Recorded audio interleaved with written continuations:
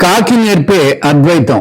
ఒకసారి భక్తుడు ఒకడు పరమాచార్య స్వామి వారిని మహాలయ పక్షంలో, మనం కాకులకు ఆహారం ఎందుకు పెడతాం స్వామీజీ? మన పూర్వీకులు కాకులుగా మారారా? అయితే ఇంతటి అల్పపక్షిగా ఎందుకు మారారు? ఏదైనా పెద్ద స్థాయిలో ఉన్న పక్షిగా ఎందుకు మారలేదు అని అడిగాడు.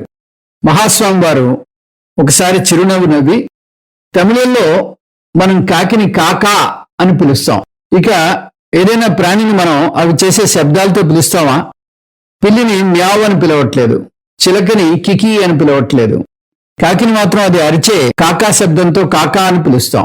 కా అంటే కాపాత్తు, అంటే కాపాడు అని తమిళంలో. కాకికి అన్నం పెట్టి కాకా అని పిలిస్తే కాపాడు అని పితృదేవతల్ని అడిగినట్టు.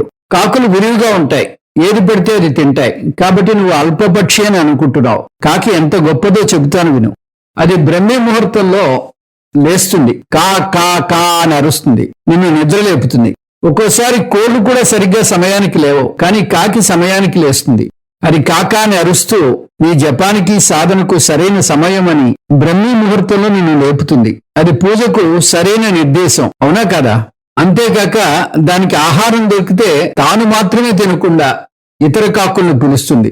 ఆహారాన్ని పంచుకుని తినండి అని మనకు తెలిపే వేరే ప్రాణుల్లో కనబడిని ఒక ప్రత్యేక లక్షణం ఈ కాకిలో ఉంది.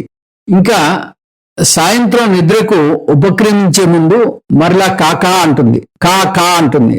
ఆ రోజు జరిగిన విషయాలకు భగవంతునికి కృతజ్ఞతగా. అలాగే కాకులు సూర్యాస్తమైన తర్వాత ఏమీ తినవు. ఇది శాస్త్రం చెప్పిన ఉత్తమమైన విషయం కూడా. ఎంతమంది ఇవి పాటిస్తున్నారు? కనుక నాకు తెలిసి కాకి అల్పప్రాణి కాదు, అది మనకు ఎంతో నేర్పుతోంది. అందుకే పితృదేవతలు కాకి రూపంలో వస్తారు. మరొక విషయం, కేవలం మహాలయ పక్షాల్లోనే కాదు, ప్రతిరోజు కాకికి అన్నం పెట్టు. కాకి మనకు అద్వైతం కూడా నేర్పుతోంది. నువ్వు పెట్టిన ఆహారాన్ని చూడగానే కాకి ఎంతో సంతోషపడి ఆ ఆహారాన్ని స్వీకరిస్తుంది. అది తినడం చూడడం వల్ల నువ్వు కూడా ఆనందాన్ని పొందుతావు. కనుక ఇరువురు ఆనందంగా ఉంటారు. ఇద్దరూ భగవత్ స్వరూపులే అని తెలిపారు పరమాచార్య స్వామి వారు.